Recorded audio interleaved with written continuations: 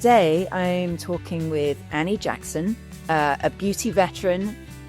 She's been a player in successes across so many different beauty companies. She began her career at Estee Lauder. She helped launch Sephora USA and Japan. But importantly, she co-founded Credo, which reflects her unwavering commitment to change the way people think about what they put on their skin. I think this quest for kind of cleaner options has really not just the development of Credo and its retail store, but really kind of ushered in a whole new generation of beauty brands and the clean beauty movement. So, Annie, I'm so happy to have you as a guest. I'm so happy to be here. Thank you for having me.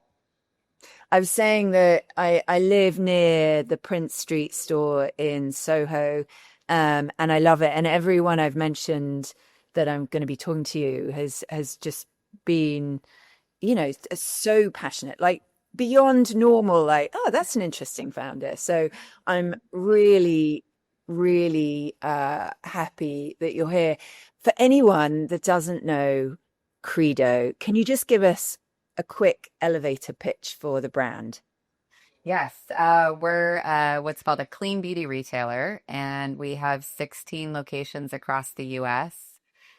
We have created something called the Credo Clean Standard, which really follows things like ingredient transparency, not formulating any products that have ingredients on our what we call our dirty list or our restricted substance list, following sustainable packaging guidelines, working with contract manufacturers that follow good manufacturing practices.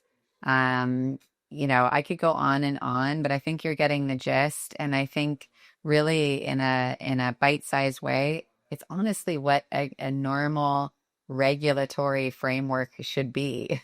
That's what a brand should go through to launch a product today in any market, but it just doesn't exist in the US. It's a very underregulated space. And so we just thought we could find brands that are committed to this and, asking tough questions and challenging conventional practices. So that's Credo. Amazing. And it is interesting, kind of, you're bringing some expertise and some transparency and some actual kind of rules into the space. What are just out of interest, like what are the most shocking things that you think people are putting on their faces at the moment or all over their body? Well, I think, over time, what we've all learned, I just finished a book called Cleaning House by Lindsay Dahl, who's a good friend of Credo and someone that we really admire all the work she's doing. She's at Ritual now. But it's really, I think the realization for us is just this chronic low dose exposure to a multitude of chemicals. And so, I think the most shocking thing that we learned for us was, yes, you've got a host of bad actor ingredients out there with hazard data around them, but there's lots of people out there that believe, that kind of I believe an older way of thinking that's like the dose makes the poison. There's nothing to see here. Like everyone needs to just relax. Your beauty products aren't killing you. I disagree. I disagree. I don't think it's as, your beauty products are killing you. I think cleaning products, beauty products, food, certain chemicals at a low dose, chronically ingested into your body, have an impact on your health. And, for us, to answer your question, we have 2,700 ingredients on our dirty list. So it's a pretty long list. Amazing. Was there a trigger for starting Credo? What was that?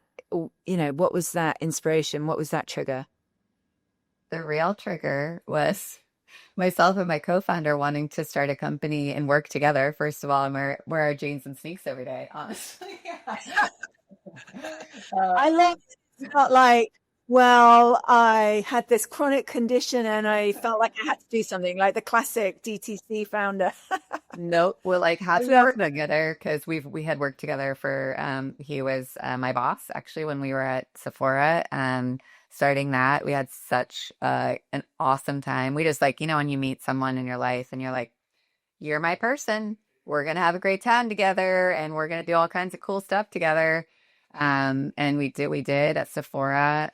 We just like that experience was next level. So fun. And so I we learned so much, but we were also just kids given like this like plethora of huge responsibilities, like, weighing in on store design, store location, merchandising mix. It was nuts. It was so fun.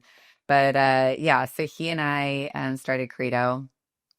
I mean, that was a big part of it, was like, where can we like create a company that's doing good stuff, that hires nice people, and we all just like do the work and have a really good time doing it at the same time. There's no toxic culture, there's no, assholes throwing people under the bus. Like it's just we're doing good stuff together because, you only get one life to live, and how do we want to spend it? So that's how we went into it. And it's been a journey, I'll say. We're 11 or 12 years in at this point, and we've been through a lot. But really the true business model, or kind of impetus of Credo and why we exist was really Shashi, my co-founder. He and I both, we're from San Francisco. We started the company there. He in particular he was really the visionary of this entire concept, and he was so inspired by how progressive San Francisco is, and how like just people in San Francisco kind of questioned everything. Like, could this be done differently? How are we going to leave this planet when we're not on it anymore? Like all of that was very front of mind for him. And we were both beauty people. So the thesis was really like, can we do something in beauty that's like meeting people's demands in terms of efficacy, and be on the high streets of shopping areas where people are living a healthy lifestyle and investing in their health, but also find like the next generation of founders, like these cool people that are inspired to like, yes, do all of that, but also be very health forward in terms of ingredient selection, packaging, all of that.